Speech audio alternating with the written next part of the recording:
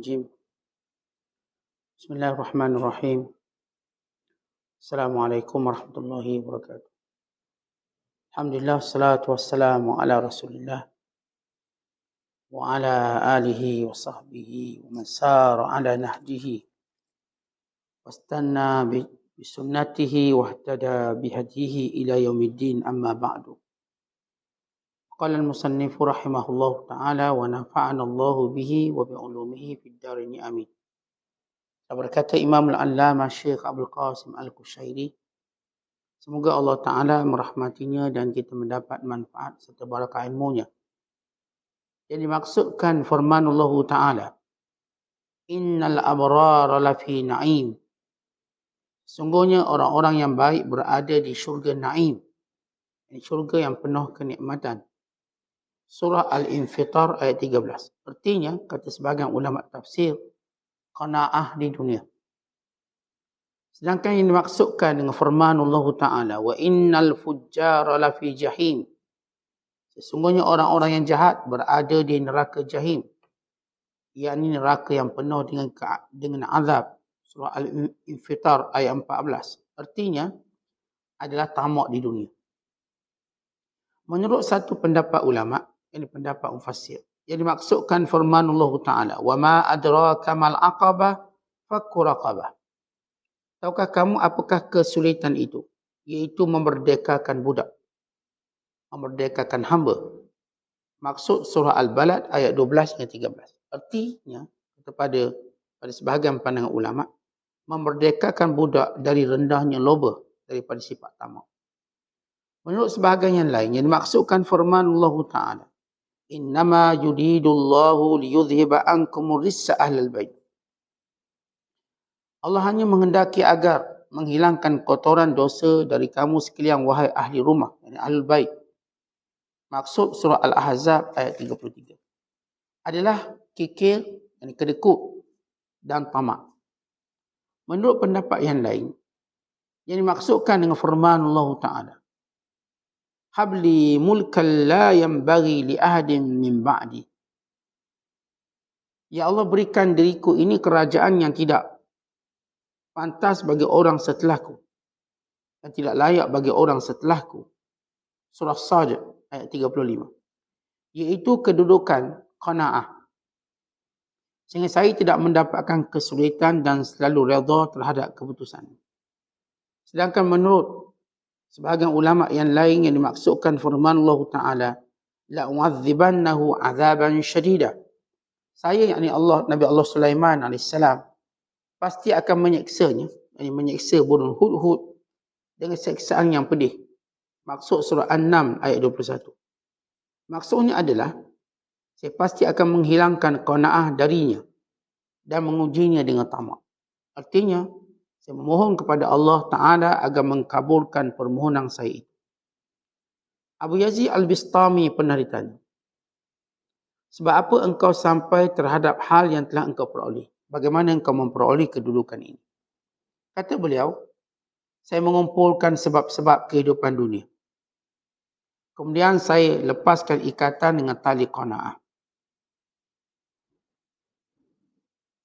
Saya letakkan dalam meriam kebenaran dan saya lemparkan ke dalam sungai keputusasaan sehingga saya menjadi tenang.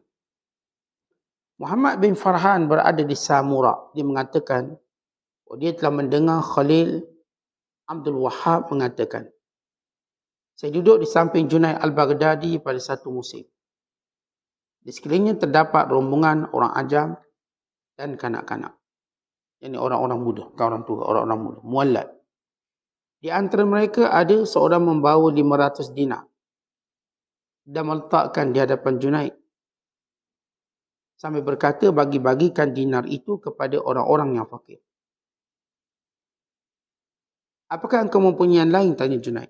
Ya, saya masih mempunyai beberapa dinar. Apakah kamu hendak memiliki selain barang ini? Ya. Kalau begitu, ambillah kembali dinar itu. Engkau tentu lebih memerlukan daripada kami. Tetapi dia tidak mahu menerimanya. Muslimin dan muslimat dan penonton yang dirahmati Allah sekalian, masih lagi perbahasan kita tentang qanaah. Satu sifat yang dimiliki oleh hamba Allah yang terpilih.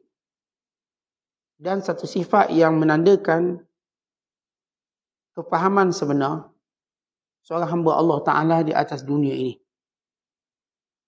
Ada manusia dengan cita-citanya, angan-angannya, kehendaknya, menjadikan dia fakir. Tetapi manusia dengan sifat qanaahnya, yang merasa cukup, menjadikan dia kaya. Bagaimana kata Imam Asy-Syafi'i rahimahullah, dengan sifat qanaah, aku menjadi seperti raja yang lalu di hadapan manusia. Karena itu Umar bin Abdul Aziz radhiyallahu ta'ala anhu menyatakan, al-fiqhul akbar al-qanaatu wa kafful lisan. Tanda kefakihan terbesar, faham sungguh-sungguh tentang makna hidup ini. Seorang tu bila hidup kat dunia, dia faham betul-betul. Apa itu dunia? Dunia itu berarti bersifat qanaah. Apa yang kita dapat, apa yang kita perolehi, kita merasa cukup dan bersyukur pada Allah. Ini dunia.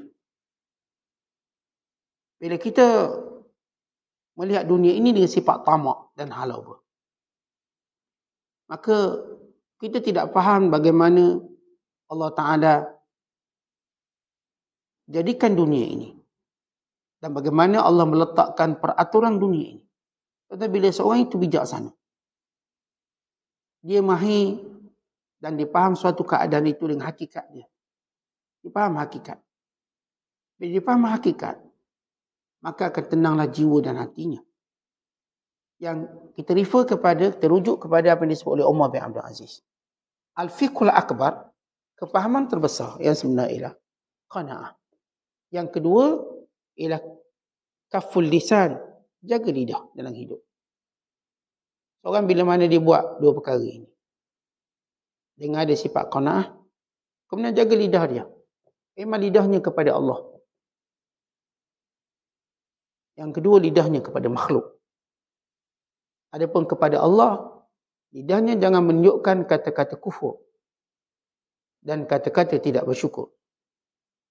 Adapun pada manusia, lidahnya tidak menunjukkan penghinaan dirinya dengan meminta dan memohon. Atau lidahnya tidak menghina manusia dengan perkara yang tidak dibenarkan dan diizinkan oleh syarak.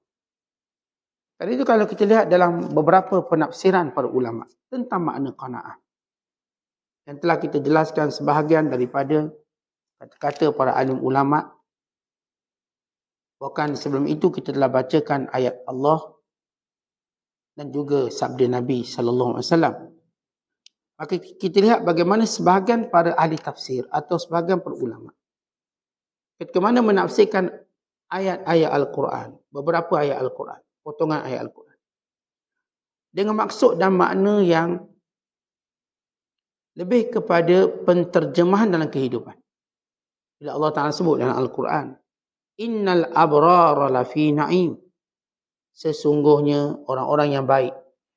Perkataan abrar, ini orang-orang yang berbakti. Abrar merujuk kepada sifat para ulama, sifat para malaikat yang sentiasa mentaati Allah. Bagaimana Allah Ta'ala berfirman, kiramim bararah, malaikat-malaikat yang mulia yang sentiasa mentaati Allah. Maka abrar atau disebut juga bararah. Dari perkataan bar yang taat mutlak.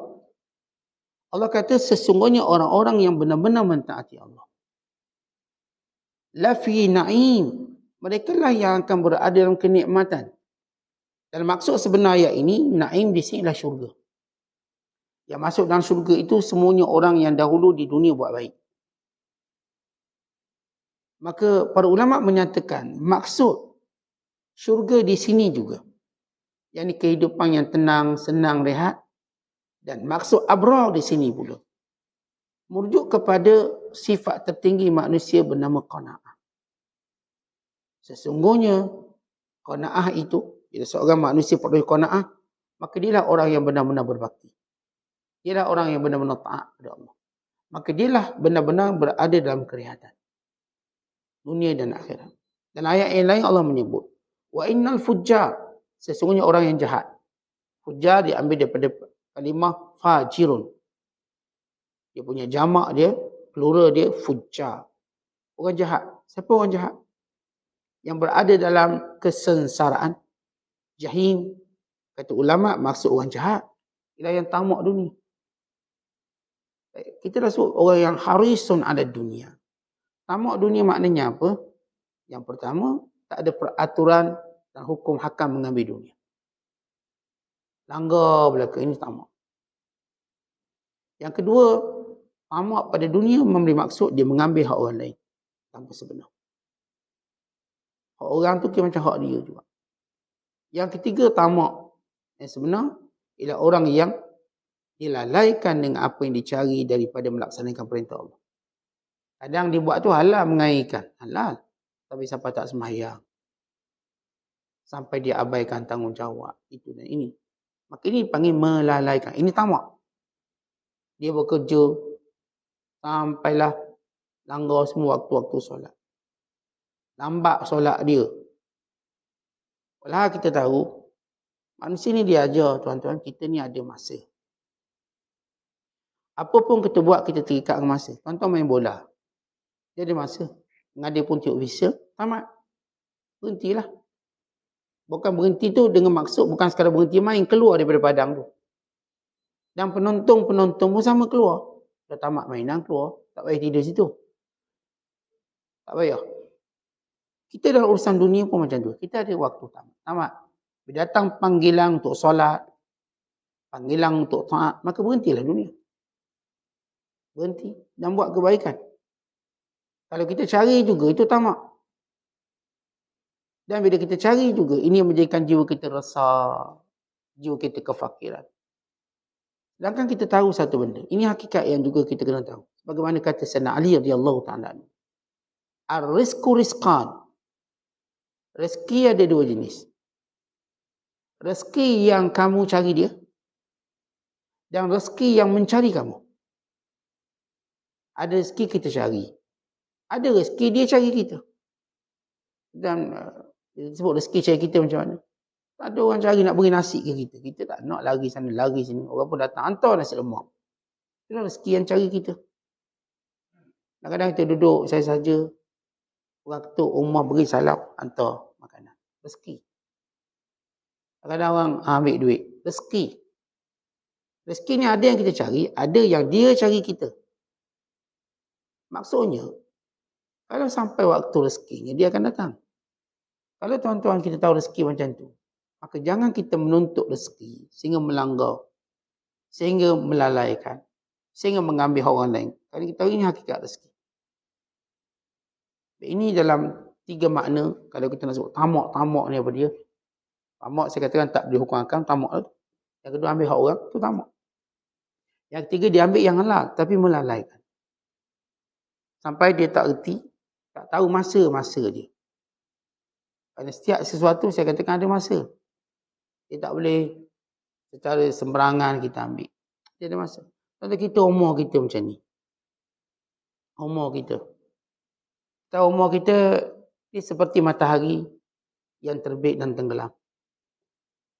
Tuan-tuan kita kadang-kadang tahu umur kita sekarang umur nak tenggelam. Umur senja. Bila-bila masa kita boleh tenggelam. Bila-bila masa. Maka ketika itu, kita tahu bahawa masa kita untuk sibuk dengan dunia, bersemangat dengan dunia mula patut dikendurkan. Kali ini semangat kita pada akhirat. Kalaupun kita ambil dunia dengan niat akhirat. Sampai waktunya. Takkanlah tuan-tuan daripada muda sampai ketua bersemangat cari dunia untuk dunia. Sampai tak ada waktu yang kita faham bagaimana perubahan umur dan usia kita. Bila kita bercakap tentang minat sebagai contoh. Setiap orang ni dia ada minat dia. Kita ada minat. Saya minat saya jalan-jalan sebagai contoh. Suka berjalan. Balik jalan. Balik jalan. Tapi saya kena sedar bila sampai satu waktu. Segala minat dunia ini perlu dikurangkan untuk saya meletakkan minat utama sebenarnya pada akhirat. Dan kalau saya kekal nak jalan juga, maka tujuan jalan itu mula berubah. Dulu mungkin jalan nak tengok pantai, tengok pokok, tengok sekarang jalan untuk jumpa ulama, untuk jumpa orang soleh. jalan untuk menambahkan takwa, diubah begitu. Jangan kita terus berjalan macam zaman kita berjalan waktu muda sehingga menyebabkan kita mati su'ul khatimah. Kita, yang saya sebut tadi, kita ada hobi tertentu. Hobinya apa? Hobinya mengair. Mengair semua pagi petang mengair. Kalau kita sampai satu umur, walau hobi tu ada, tapi dia tidak sekerap dulu. Dulu mengair, misalnya sehari suntuk. Sekarang kita mengair seminggu sekali je. Kerana kita tahu umur sekarang masanya untuk kita tekankan hal akhirat. Baik, kalau nak juga mengair, misal katalah, mengair dengan pengisian agama. Dengan kita jaga solat, dengan kita jaga kebaikan. Sebab itu bila manusia dia ada hobi dan minat, dia akan mati dengan hobi dengan minat dia tu.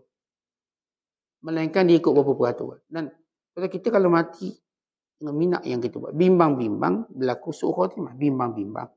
Kalau tak apalah. Jadi minat gatih basikal. Gatih sampai mati.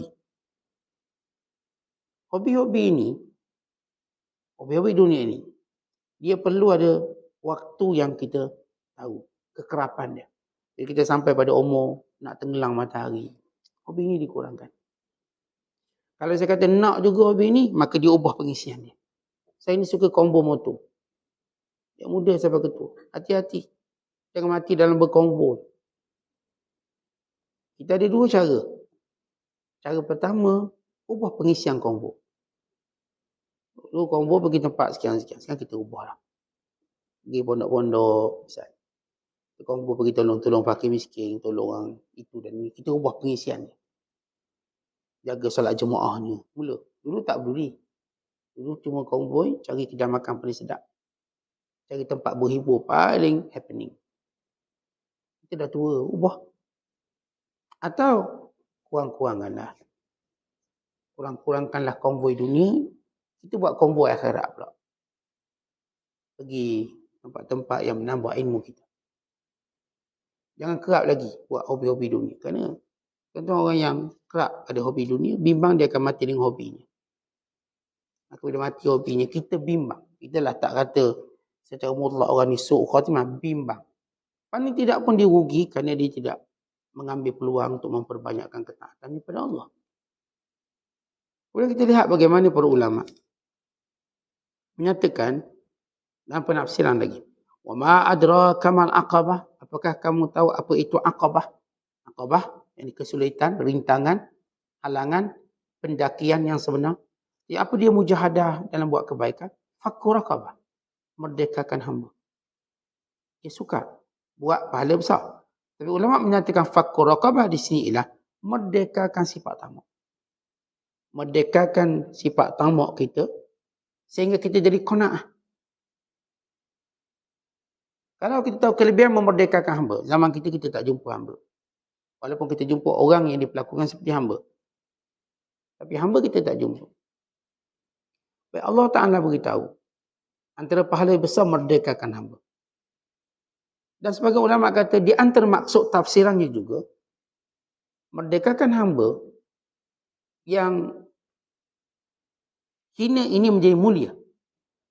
Ialah dengan cara buang sifat tamak. Lepas tu kata ulama, anta hurrun iza qana wa anta abdun iza tama'. Kamu menjadi merdeka bila qanaah, bila rasa cukup. Dan kamu jadi hamba bila kamu tamak.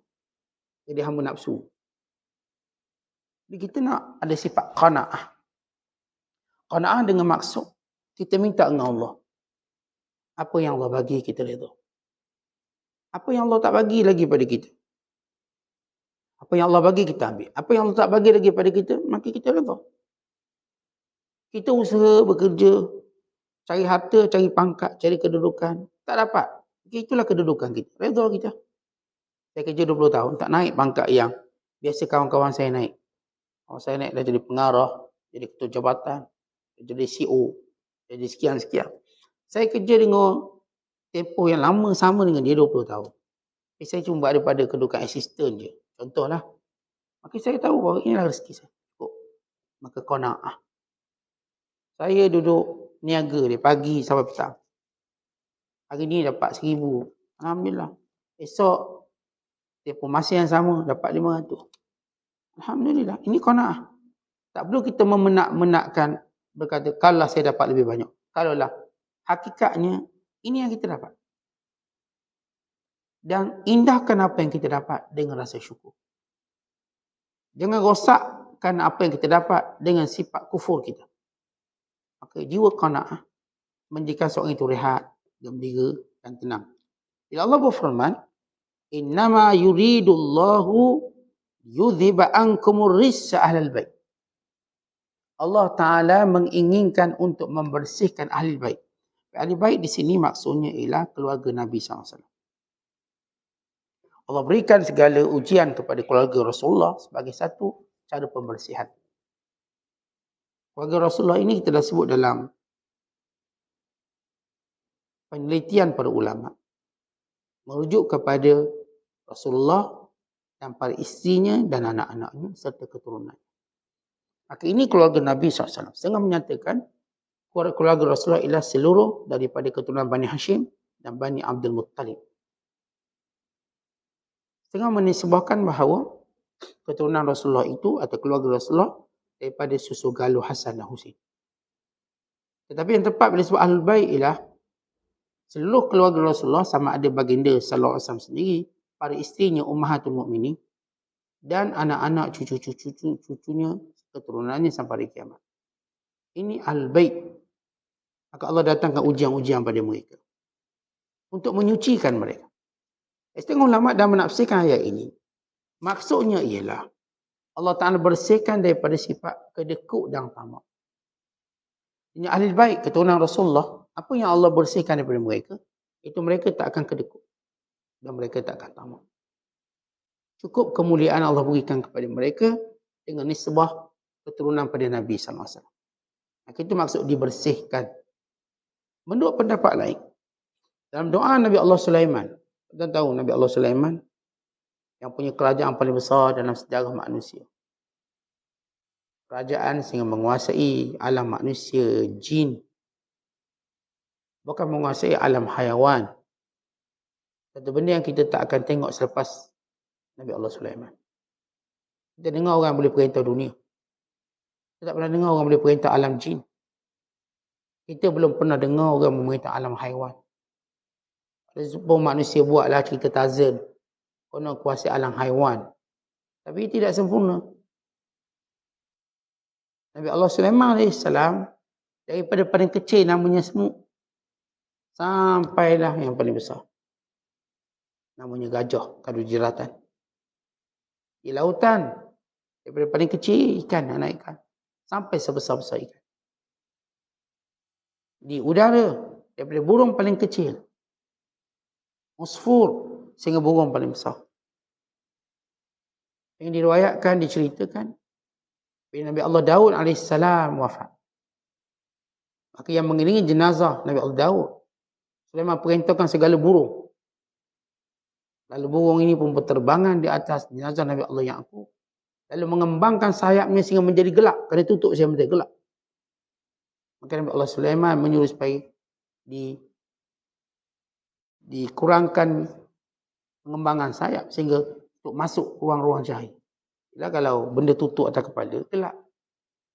Ini Nabi Allah Sulaiman. Kerajaan daratan berupa manusia, binatang, bukan alam jin. Ya Allah bila menggambarkan alam jin yang dimiliki oleh Nabi Allah Sulaiman, Allah menggambarkan dua nilai kekuatan jin, iaitu banna'un wa ghawwasun, iaitu jin yang boleh membina bangunan besar. Yang kedua, ghawwasun, jin yang boleh menyelam di dasar lautan. Bina bangunan-bangunan besar bukan kerja mudah. Maka Nabi Allah Sulaiman ada jin yang akan bina bangunan besar. Dan Nabi Allah Sulaiman ada ghawwasun, iaitu jin-jin penyelam dasar lautan. Yang akan mengeluarkan mutiara yang paling indah di dasar lautan. Ini Nabi Allah Sulaiman. Nabi Allah Sulaiman doa, ya Allah, jangan ada orang dapat kerajaan macam aku. Kenapa Nabi Allah Sulaiman doa macam tu? Kerana Nabi Allah Sulaiman tahu bahawa memiliki kuasa seperti ini menjadikan manusia sombong. Sombong. Melainkan orang yang Allah rahmati. Kita kata, jangan kata kita kuasai jin, kuasai bini seorang pun sombong dah.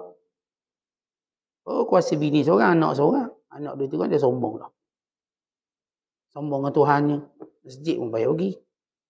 Kuliah-kuliah payah pergi. Sombong dengan orangnya pula. Itu baru dapat seorang dua. Apa tadi yang kuasa ni? Yang jawatan besar. Kita tengok orang bila ada jawatan, sombongnya mula ketara. Mula ketara. Mula dia nak tunjuk segala apa yang dia ada.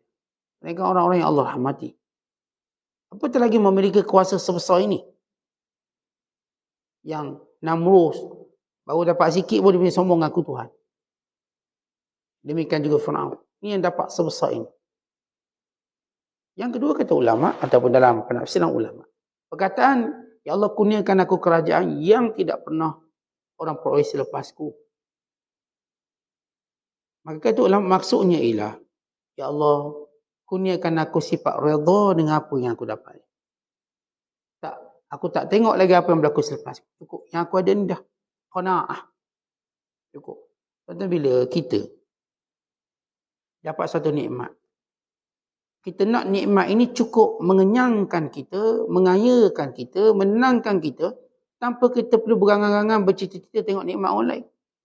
Kita dapat kereta sebuah. Lama dah kita menabung dapat kereta. Kita pun naik kereta dengan tenang.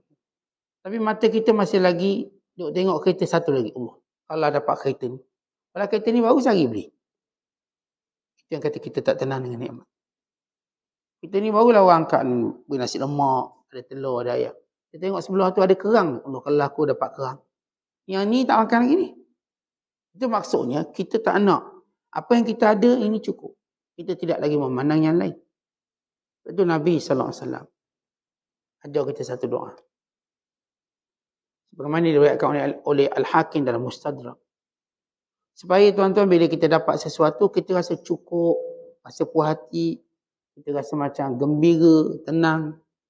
Doanya ialah Allahumma qanni'ni bima razaqtani wa barik li fihi wa barik li fihi.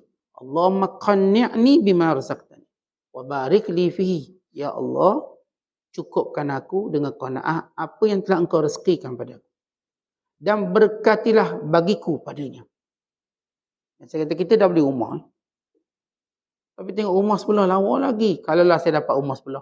Ya, rumah ni baru duduk 2 hari gitu. Ini bagaimana kita mula menghinakan diri kita sendiri. Patutnya tuan-tuan bila kita dapat rezeki, kita dapat dengan kemampuan Allah bagi pada kita. Dengan nilai yang Allah bagi pada kita. Maka ini kita nak kata Allahumma qanni'ni bima razaqtani atau bima ataitani. Dia belaka. Allahumma qanni'ni bima razaqtani wa barik li fihi. Ya Allah, jadikan apa yang kau berikan padaku ini aku rasa cukup. Dan kau berkati. Akhirnya yang kita ada kereta ni, rumah ni, kita rasa Masya Allah menenangkan. Kita dapat rezeki cemok ni, banyak ni, kita cukup rasa tenang. Maka ini jiwa qanaah yang merupakan jiwa rehat. Dalam ayat yang lain,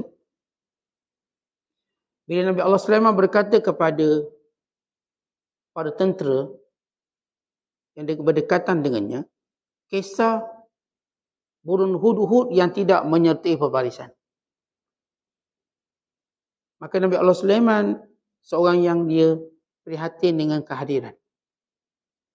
Kita kalau kita tengok mana-mana yang namanya pemimpin, dia akan prihatin dengan kehadiran. Dia tahu siapa hadir, siapa tak hadir. Nabi SAW lepas solat subuh, Nabi pusing ke belakang. Nabi nak tengok siapa tak datang subuh lagi. Dan Nabi akan tanya, mana dia? Mana dia? Dia takut sakit, kita ziarah. Takut, bimbang kalau dia perlukan, ada keperluan kita boleh sempurnakan. Nabi Allah Sulaiman juga begitu, dia perhati. Dia tengok, siapa tak hadir? Oh, burung hudhud tak hadir. Apa kata Nabi Allah Sulaiman? La'u'adzibannahu 'adzaban syadida. Akan aku hukum dia dengan hukuman yang keras. Tengok ulama maksud hukuman yang keras. Artinya Nabi Allah Sulaiman akan doa supaya burung ni tak ada lagi sifat qanaah. Dan burung, antara sifat paling mulia burung, dia ada sifat qanaah. Dia keluar pagi untuk makan dan dia akan pulang dalam keadaan kenyang.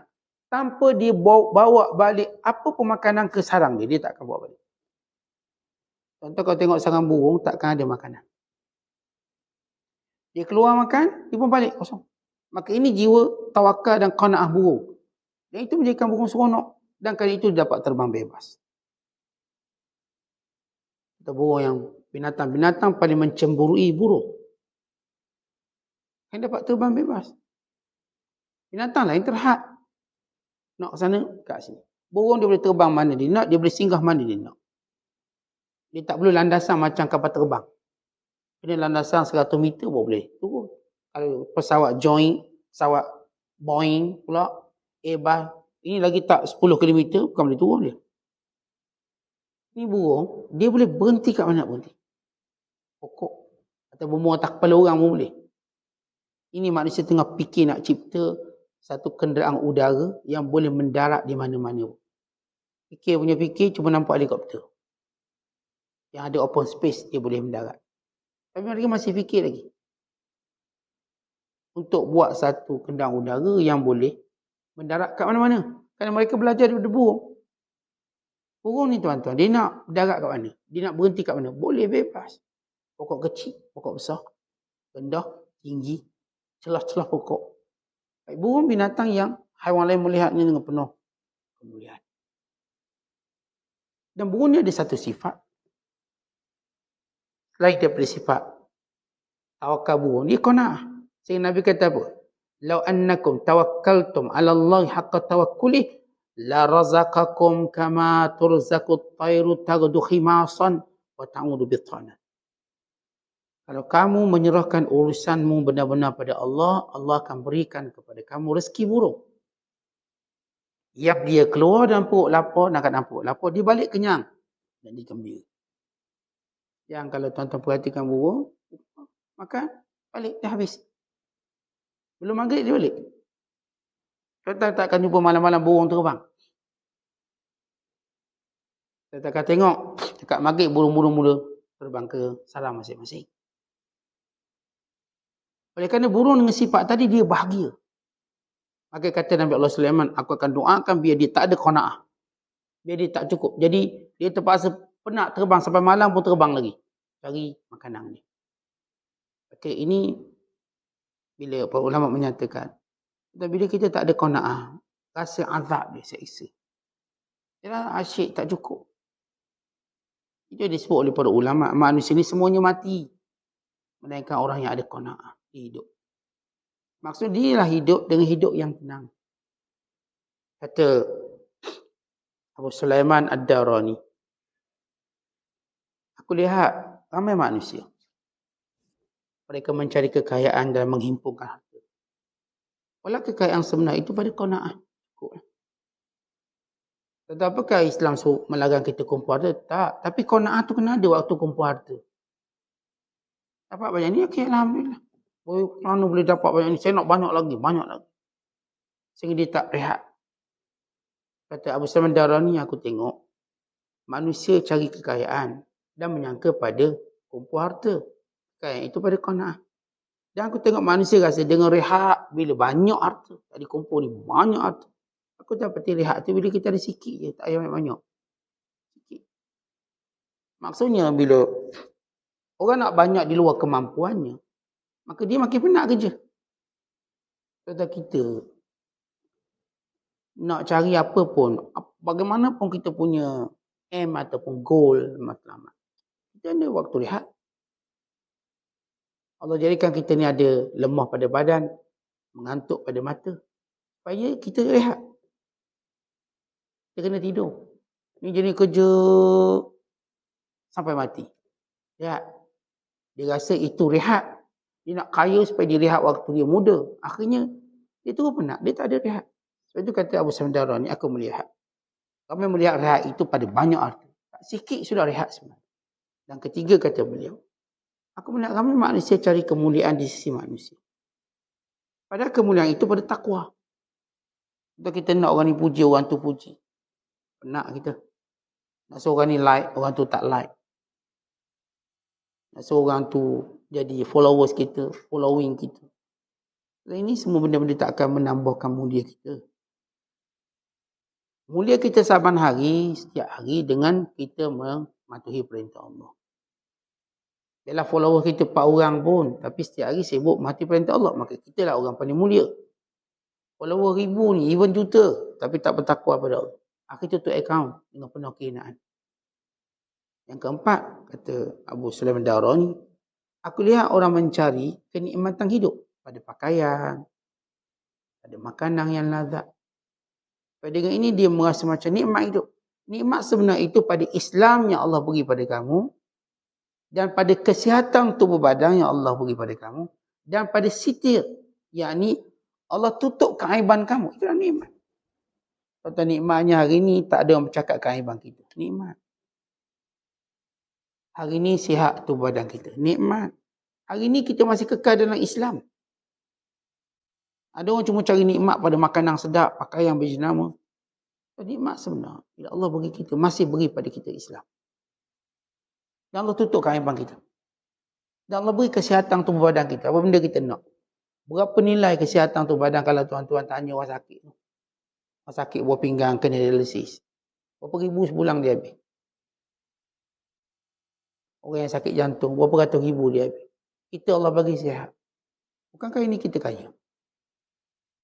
Kaya kita. Kalau kita sakit, tuan-tuan, kena bayar sejumlah wang untuk dapat ubat. Yang ini alhamdulillah sihat. Ini maksudnya. Kita sudah berada dalam kenikmatan. Yang kita sebut hadis Nabi SAW. Man asbaha mu'afan fi sirbihi. Mu'afan fi jasadi. Wa inda qutu yaumihi. Siapa yang aman kehidupan hari ini, sihat tu badan dia, dan ada makanan hari ini, maka dia dapat dunia segala isi. Dia nak cari benda lagi. Hari ini, alhamdulillah, aman. Tak ada orang nak pukul kita, tak ada orang nak bunuh kita. Aman. Jalan daripada Kuala Lumpur, pergi ke Johor, aman, tak ada apa-apa. Dari Johor, pergi ke Perlis, tak ada apa-apa. Mu'afan fi sirbihi. Selamat. Dan sihat tubuh badan. Dan ada makanan. Alhamdulillah boleh makan hari ini. Ini satu nikmat. Kemudian kata para ulama. Abu Yazid Al-Bistami, bila orang tanya dia, macam mana awak mendapat kedudukan ini, mulia, menjadi wali Allah yang hebat? Kata dia macam ni, saya kumpulkan segala sebab dunia. Maksudnya saya usahalah, saya kerja macam biasa, sebab dunia, cari ilmu. Segala sebab dunia ni saya ambil. Farabattuha bihablil qana'ah. Tapi saya ikat ni semua dengan sifat qana'ah. Yang kita sebut dulu, tuan-tuan tak perlu ukur diri tuan-tuan dengan orang lain. Kita ialah kita. Ialah kita. Bila kita cuba ukur diri kita dengan orang lain, di situlah kita akan hilang sifat qana'ah. Ya, kita ambillah segala asbab dunia ni. Contoh kita nak jadi kaya, kita pun kerja. Macam biasa. Orang yang keluar ke lapangan, kita pun sama. Kita nak pandai, kita pun belajar masuk sekolah, jumpa buku. Tapi dalam segala asbab dunia kita buat, kita ikat dengan qanaah. Kalau saya dapat banyak tu, cukup lah. Kita belajar. Orang ni faham 10, ni faham 8. Alhamdulillah. Kita tak boleh bandingkan kita dengan orang lain. Kita ialah kita. Dan ujian. Sebab itu kata Abu Hazim, seorang bila dia ada 3 perkara, ini tanda matang akalnya. Kalau dia ada 3 perkara, tanda matang akalnya. Apa dia? Dia kenal diri dia. Dia kenal diri dia. Maksudnya, itu kemampuan kita. Dia tanda orang tu akalnya matang. Dia jaga lidah dia. Tanda orang akan matang. Lidah jaga, cakap hati-hati. Dia ikut dan dia. Yang bercakap ikut dan ni akal tak betul. Orang ada akal, cakap di tapis. Dia tahu perkataan apa yang sesuai. Dia tahu. Dan dia merasa cukup dengan apa yang Allah beri. Itu tanda orang tu, akal dia memang sempurna. Kita tengok orang tu akal sempurna, dia takkan banding diri dengan orang lain. Biarlah orang lain, saya. Kenapa kita nak compare diri kita pada orang lain? Yang kita maksudkan pada hal dunia kita. Pada akhirat kita compare untuk kita naik semangat. Bukan kita nak peroleh macam dia. Naik semangat untuk bekerja seperti dia. Mungkin kita tak boleh jadi macam dia. Sebab kita diajar sentiasa bersemangat untuk dapat akhirat. Tentang benda dunia, kita nilai kadar kita. Bukan maksud saya kerja tak bersungguh. Ya, kita kerja sungguh. Tapi taklah kita melahirkan duka cita kerana tak jadi macam dia. Tapi dengan akhirat. Sebab duka cita kita biarlah kerana sebab akhirat, bukan sebab dunia. Kerana siapa yang berduka cita dengan sebab akhirat, Allah akan tambahkan kelazatan dalam ibadat. Siapa yang menambahkan duka cita dalam hal dunia, Allah menghilangkan rasa manis dalam ibadat. Ini tanda orang akan sempurna sebagaimana kata Abu Hazim. Kenal diri kita, jaga lidah kita, sifat qanaah. Kembali pada apa yang disebut oleh Abu Yazid Bistami. Saya ambil segala sebab. Kemudian saya ikatkan dengan sifat qanaah. Kemudian saya letak di dalam meriam kebenaran. Wada'tuha fil manjani as-sidqi. Itu sifat benar saya. Wa ramaitu biha fil bahri yas. Lalu saya baling dia dalam sungai keputusasaan. Maksudnya, kata sifat manusia suka putus asa. Putus asa lahir daripada orang yang lemah. Dan orang yang tidak benar dengan Allah. Seorang bila benar dengan Allah, dia tak akan ada sifat putus asa. Dan kita tengok, ada orang putus asa dalam belajar, putus asa dalam perkahwinan, putus asa dalam mencari rezeki, putus asa dalam kehidupan. Putus asa ni menjadikan manusia mula tidak mahu terikat dengan peraturan Tuhan. Tak nak terikat lagi. Dia mula nak ikut nafsu dia. Tapi nafsu yang memusnahkan dia. Jadi kalau kita benar dengan Allah, Allah akan buang sifat putus asa. Lepas tu kata Abu Yazid Bistami, saya usaha, saya ikatkan dengan qanaah. Saya letak di dalam meriam kebenaran. Dan saya buang dalam sungai keputusasaan. Maksudnya ialah, sifat benar ni menjadikan saya tak akan tenggelam dalam sungai putus asa. Dan semua orang akan tenggelam dalam lautan. Mereka orang yang punya kapal dan bahtera. Itulah sifat benar dalam hidup. Betul, hidup ini umpama lautan. Ramai yang tenggelam, ramai yang karam. Tapi kalau tuan-tuan punya bahtera yang baik, bahtera kebenaran, dan ada layar atau enjin tawakal pada Allah, dan bahtera itu syarat dengan ketakwaan, amal yang baik, kita akan selamat ke destinasi. Maka kita, para ulama menggambarkan putus asa itu macam umpama laut. Itu laut ni, kalau agak-agak kita tak ada kapal, rasa putus asa atau tidak? Putus asa tak ada benda sebab itulah kenderaannya. Kita terkapal-kapal di lautan, putus asa nak berenang sejauh mana kita boleh berenang. Maka bila ada kapal, walau kecil, nah, rehat, ada bot, walau kecil, apatah lagi besar, maka bot ni kita namakan kebenaran. Benar kita dengan Allah dan semua hal. Kita tahu hidup ini dalam takdirnya, hidup ini dalam pengawasannya, hidup ini dalam hukumnya, hidup ini dalam perintah dan larangannya, hidup ini dalam redha dan murkanya, hidup ini dalam syukur dan sabarnya. Hidup ni kita kait dengan Tuhan 100%. Seorang bila faham benda ni, dia relate dirinya dan kehidupannya dengan Allah, maka itulah sifat benar. Sifat bohong bila kita cuba pisahkan sesuatu dari Allah. Oh, ni tak ada kena-mengena dengan Tuhan. Tak apa. Semua kena mengena dengan Allah. Semua. Kullum min indillah. Katakan semua itu datang dari Allah. Semua. Hari ni kita kaya. Hari ni kita itu. Semua dari Allah. Hari ni datang hujan itu, hujan ini. Semua dari Allah. Untuk apa? Kembali pada Allah. Wa imma kembali dengan syukurnya. Wa imma kembali dengan sabarnya. Wa imma kembali dengan tawakalnya. Wa imma kembali dengan taubatnya. Wa imma kembali dengan muhasabahnya. Wa imma kita kembali dengan pengaduan dan munajatnya, doa dan harapan. Yang penting kembali pada Allah. Hari ini kita susah. Kembali pada Allah dan pengaduan kita. Betul, ada seorang ulama. Pemerintah tengok. Orang lain semua datang minta dengan dia. Ulama ni tak minta.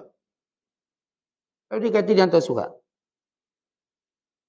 Wahai Syekh, mintalah sesuatu daripada kami nak bagi ni. Minta beasiswa ke, minta peruntukan tu, peruntukan. Maka kata Syekh ni, laqad rafa'tu hawaiji ila rabbi, fama a'tani minha qabiltu, Wa ma amsaka minha qana'tu. Semua permohonan ni aku angkat pada Tuhan. Apa yang Allah bagi, maka aku terimalah. Apa yang Allah tak bagi lagi, maka aku qanaah. Aku rasa qanaah, tak apalah. Dan ini dia orang-orang yang mempunyai jiwa benar dengan Allah. Yang saya katakan bila dia sebut benar dengan Allah, dia berakhir kepada semua kita kembalikan pada Allah. Dalam titik kehidupan kita, ia bertitik pada kebenaran. Maksudnya, kalau tuan-tuan senang, syukurnya pada Allah. Kalau tuan-tuan susah, mengadunya pada Allah. Tuan-tuan doanya pada Tuhan. Dan semua benda kita kaitkan dengan Allah. Tumbuh pokok kita tanam kepada, dikembalikan pada Allah. Ini hasil kita berjaya dalam usaha kita kembalikan pada Allah. Ini yang menjadikan Allah Ta'ala akan lindungi kita daripada putus asa. Orang yang berkata, hari ni dia kaya, hari ni dia maju, hari ni dia berjaya. Inilah hasil itu, titik peluh saya. Ini kerana saya pergi program tu, program ni, kursus tu, kursus ni. Bila dia gagal, putus asa tu datang lebih cepat daripada halilintar. Tahu ke tak? Oh inilah saya, sebab saya buat tu, buat ni, saya dapat ni. Tuan-tuan bila dia tak dapat macam dia buat, kaedah sama, cara sama, dia akan putus asa. Kalau kita dapati itu ada pada kita, ketahuilah kerana kita tidak ada benar dengan Allah. Memang benar kita bergantung pada benda-benda tu. Yang nama asbab dan makhluk. Kalau benar kita bergantung pada Allah, maka Allah tak akan beri kita putus asa. Allah sentiasa beri kepada kita jalan-jalan keluar. Sebagaimana firman Allah Ta'ala, وَمَنْ يَتَّقِ اللَّهَ يَجْعَلْ لَهُ مَخْرَجًا. Siapa yang benar-benar bertakwa pada Allah, Allah jadikan dia jalan keluar daripada segala kesulitan. Satu kisah, bila Junaid al-Baghdadi duduk bersama dengan murid-murid sufinya, orang tua ada, budak-budak ada. Di satu musim, masuk musim di sini, buat program lah, event. Event macam kita buat sambutan Maulid Rasul, ni event tarikat. Tiba-tiba datang seorang kaya, bawa duit 500 keping emas. Dia kata, Syekh ambil lah, bagi-bagi, pakai-pakai miskin kat sini yang susah-susah. Lalu Junaid al-Baghdadi tanya dia dua soalan. Soalan pertama dia tanya, awak ada duit lagi tak? Ni dah bagi korang ada duit. Kata ada lagi. Soalan kedua dia tanya, habis awak nak duit lagi tak? Nak tak? Dah bagi, nak tak duit lagi? Kita nak lah. Kalau nak, ambil duit ni, kamu lebih memerlukan daripada kami. Kami bila ada duit, kami tak perlu lagi duit. Maksudnya tak ada fikir yang akan datang. Kalau begini, kamu fikir nak lagi, maka kamu lebih perlukan. Baik kamu simpan. Junaid al-Baghdadi tidak mau menerima. Jadi ini jiwa qanaah. Jiwa qanaah sebagaimana disebut oleh para ulama, menjadikan dia tidak akan berjalan di pintu-pintu manusia. Tak payah nak bergerak. Tak payah nak ketuk-ketuk pintu manusia. Ketuklah pintu Allah. Tak nak ketuk. Tuan-tuan, kita tak merayu dengan orang. Kita tak bergantung pada orang. Kita yakin ada rezeki kita. Sebab itu kata para hukama, aku dapati orang yang paling panjang kedukacitaannya ialah orang dengki. Orang suka dengki ni, dia punya tekanan dia tak pernah habis. Tertekan hidup stres. Dan aku tak pernah jumpa orang paling tenang daripada orang qanaah. Paling kau tenang, qanaah. Dan aku tak pernah jumpa orang paling lama sedih dia, selain daripada orang yang tamak. Ini kelompok manusia. Kata para hukama, para cerdik pandai. Kami dapati orang yang paling lama keluh kesahnya, orang yang suka dengki orang. Kemudian kita orang dapati orang yang paling tenang hidup yang qanaah.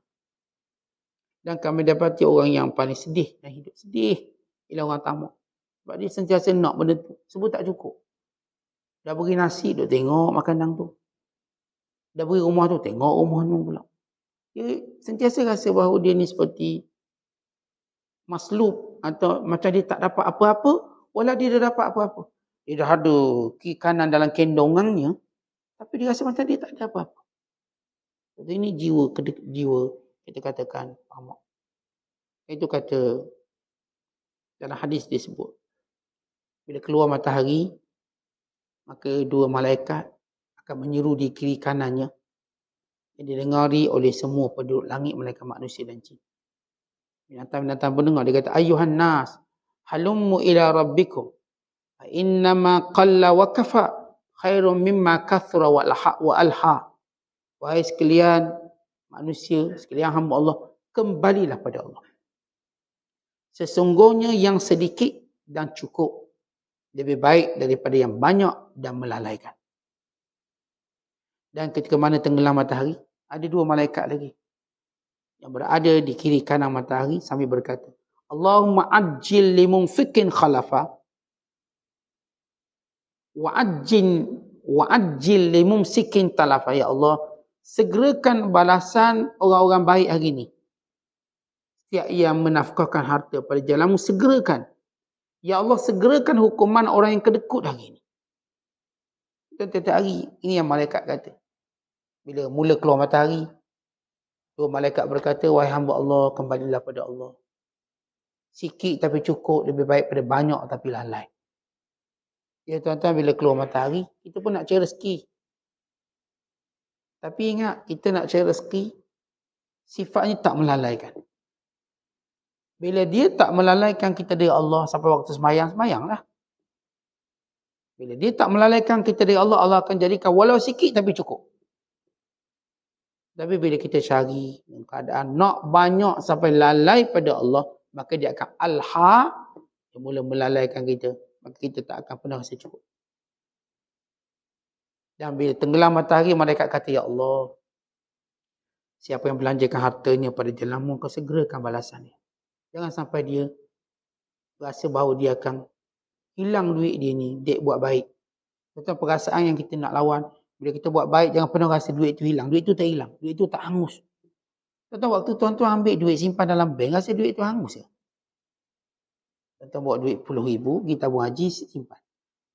Dan tuan-tuan simpan dah lepas pada pegangan tangan, tuan-tuan rasa hangus ke duit tu? Tak adalah. Ustaz tu ambil tu duit saya. Tuan-tuan ni kita letak bank akhirat.